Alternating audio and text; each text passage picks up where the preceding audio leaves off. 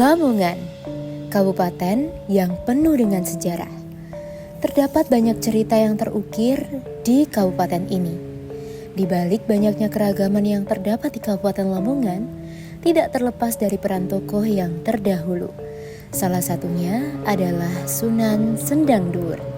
Makam Sunan Sendang Dhuwur berlokasi di Desa Sendang Dhuwur, Kecamatan Paciran, Kabupaten Lamongan, Jawa Timur. Salah satu tokoh yang dimakamkan di makam Sendang Dhuwur yakni Raden Nur Rahmat.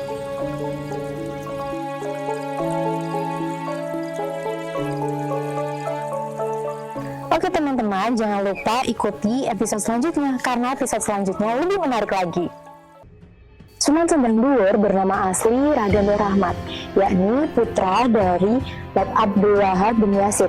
Nah, Sunan Sendang Dhuwur ini berasal dari Baghdad, Irak, dan dimakamkan pada tahun 1535.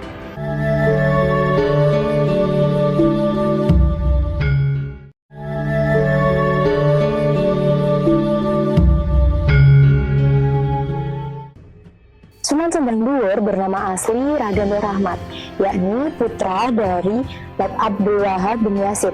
Nah, Sunan Sendang Dhuwur ini berasal dari Baghdad, Irak, dan dimakamkan pada tahun 1535. Nah, makam ini tuh cukup unik karena memiliki perpaduan antara dua agama, yakni Islam dan Hindu. Nah, di makam Sendang Dhuwur ini juga terdapat ukiran-ukiran yang istimewa yang terbuat dari kayu jati. Nah, ukiran-ukiran tersebut juga memiliki nilai yang tinggi dan berada di dinding penyangga cungkup makam tersebut.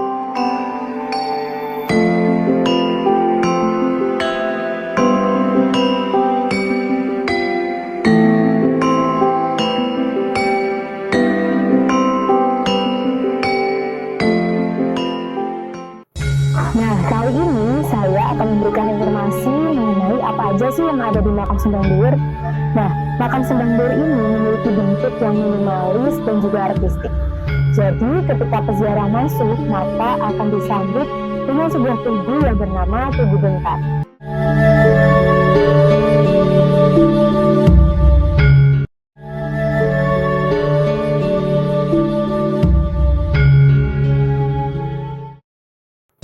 Nah, kali ini saya akan memberikan informasi mengenai apa aja sih yang ada di makam Sendang Dhuwur. Nah, makam Sendang Dhuwur ini memiliki bentuk yang minimalis dan juga artistik. Jadi, ketika peziarah masuk, maka akan disambut dengan sebuah tugu yang bernama Tugu Bengkak.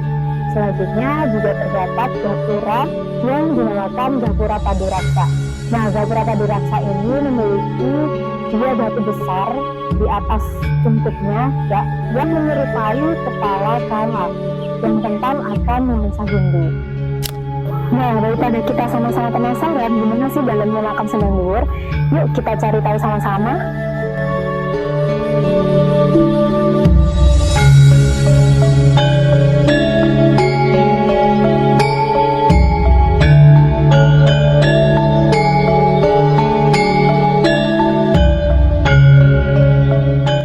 Baik teman-teman, langsung aja kita menuju ke area lokasi makam Sendang Dhuwur. Beginilah teman-teman suasana terkini ketika kita sudah berada di dalam area makam Sunan Sendang Dhuwur. Bisa teman-teman lihat betapa bersejarahnya tempat peristirahatan terakhir dari Sunan Sendang Dhuwur ini.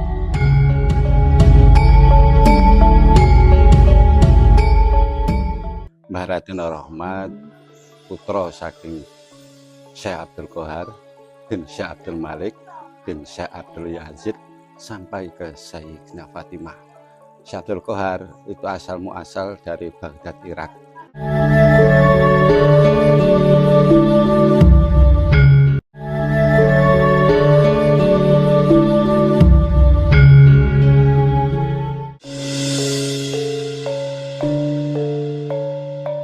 Nah teman-teman, saat ini sekarang saya berada di makam Sendang Dhuwur bersama Bapak Muhammad Ishak selaku juru kunci dari makam Sendang Dhuwur. Oke, baik Bapak, karena makam Sunan Sendang Dhuwur ini sangat populer di Lamongan gitu ya. Jadi apakah Bapak bisa berbagi gimana sih awal mula atau sejarah singkat tentang makam Sunan Sendang Dhuwur ini? Boleh diceritakan secara singkat? Baik, Mbah Raden Rahmat putra saking Syekh Abdul Qohar bin Syekh Abdul Malik bin Syekh Abdul Yazid sampai ke Sayyidatina Fatimah. Syekh Abdul Qohar itu asal muasal dari Baghdad, Irak. Dia berkelana naik perahu 7 bulan lamanya.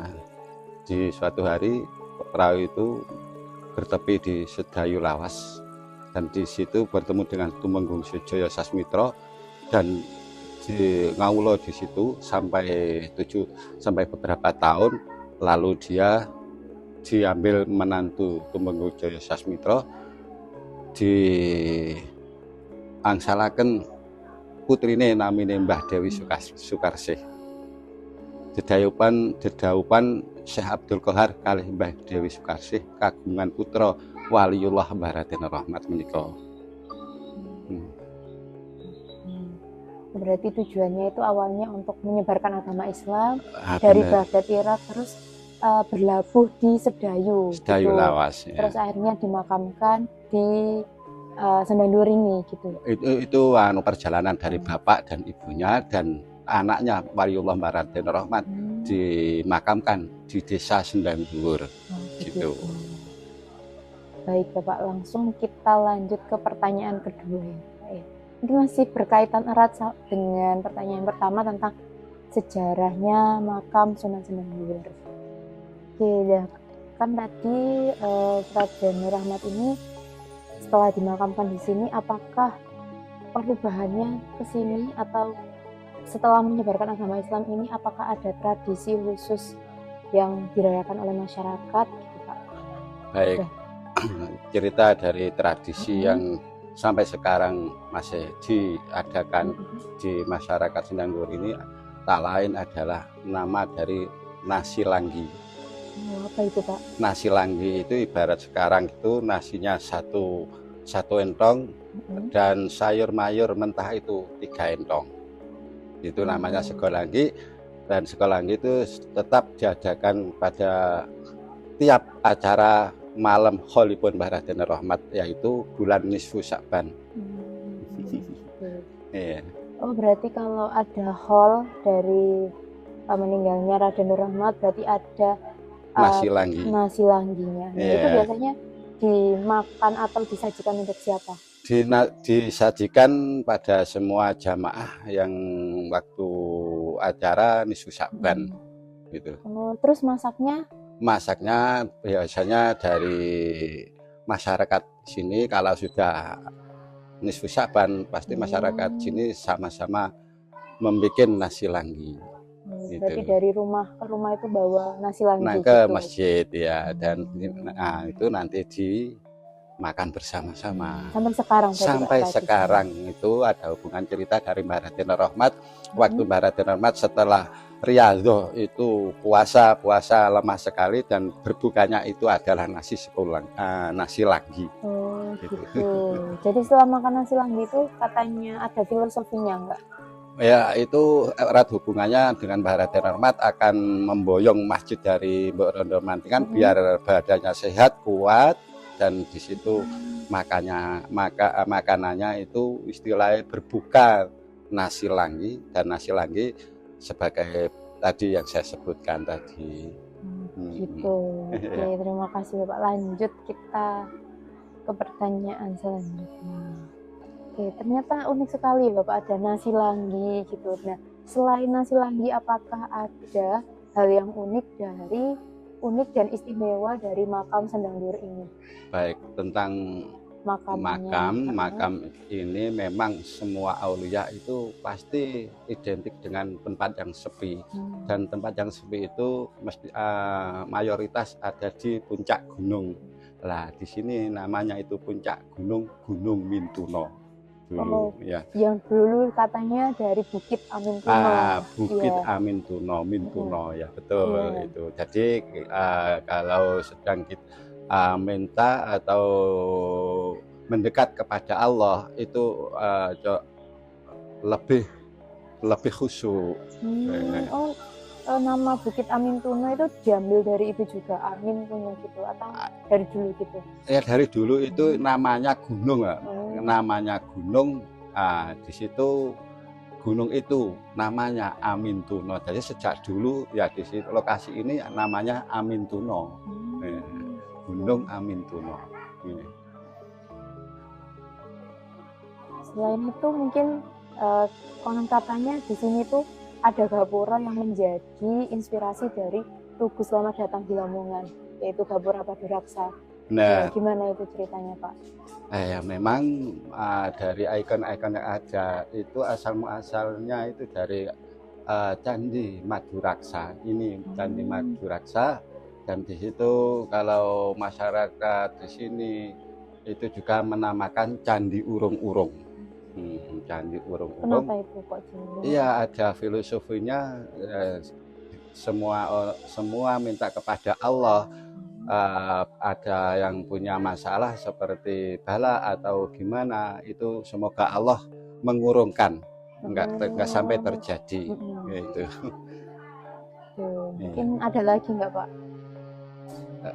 Yang selain itu namanya Candi Maduraksa, memang bentuknya agak pendek, jadi kita kalau mau sowan ke waliullah alangkah baiknya lebih sopan. Lebih sopan, lebih tawadhu. Nah, karena makam Sunan Sendangdur ini tadi sudah disebutkan bahwasanya unik dan istimewa dan sudah diakui oleh berbagai kota itu, Pak. Kalau Sendangdur ini sangat istilahnya sangat wisata yang ada di Lamongan. Menurut Bapak, gimana sih caranya untuk melestarikan dan mempertahankan keaslian dan keindahannya dari makam ini? Mungkin ada pesan dari untuk yang nonton video ini. Iya. Baik pemeliharaan makam, makam waliullah ini memang secara estafet sejak nenek moyang dulu pasti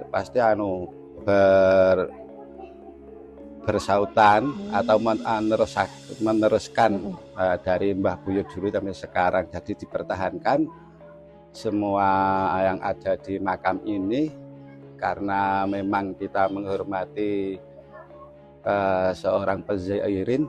Jadi nanti biar nyaman, dijaga, dilestarikan sampai sekarang. Lalu mungkin upayanya juga dengan dibentuknya Pok Darwis gitu ya, Pak?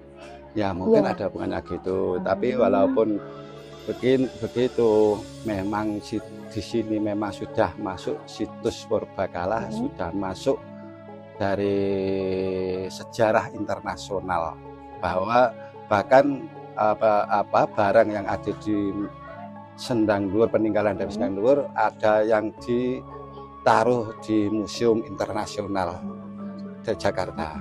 Ya, gitu. Keren sekali Sendangdur ini. Oke, karena pelestarian dari makam Sunan Sendangdur ini perlu dijaga. Mungkin adakah pesan dari Bapak untuk peziarah yang akan berkunjung di makam Sunan Sendangdur ini? Iya, baik. Pesan dari saya, kalau ada di lokasi makam, alangkah lebih baik sopan santun yang digunakan. Jadi jangan semena-mena seperti perbuatan yang kurang sopan gitu. Iya. Jangan membuang sampah sembarangan. Seperti itu. Dan jangan merusak fasilitas dari kayak batu-batuan gitu ya, Pak ya. Ya betul, ini karena sudah peninggalan, jadi mari kita jaga bersama-sama. Oke Bapak, terima kasih banyak atas penjelasannya, atas menceritakan tentang betapa uniknya makam Sunan Sendangdur ini, dan semoga cerita tersebut dan juga pesan dari Bapak tersebut bisa bermanfaat bagi kita semua. Amin. Ya, terima kasih Bapak. Sama-sama. Dan inilah makam Sunan Sendangdur.